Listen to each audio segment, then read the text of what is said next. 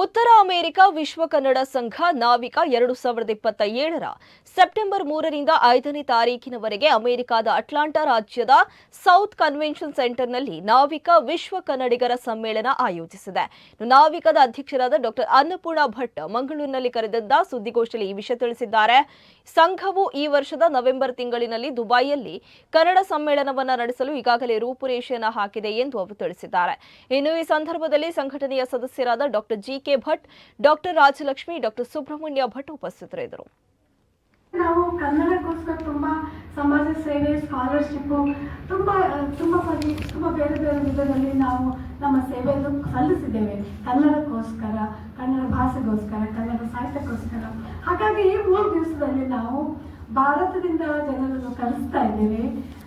ನಾವು ಮಂತ್ರಿಗಳನ್ನು ಕರೆಸ್ತಾ ಇದ್ದೇವೆ. ಅದರ ಜೊತೆಯಲ್ಲಿ ಕೆಲವು ಕನ್ನಡದಲ್ಲಿ ಸಿನಿಮಾದಲ್ಲಿರುವ ಆಕ್ಟರ್ಸ್ಗಳನ್ನು ಕರೀತೇವೆ.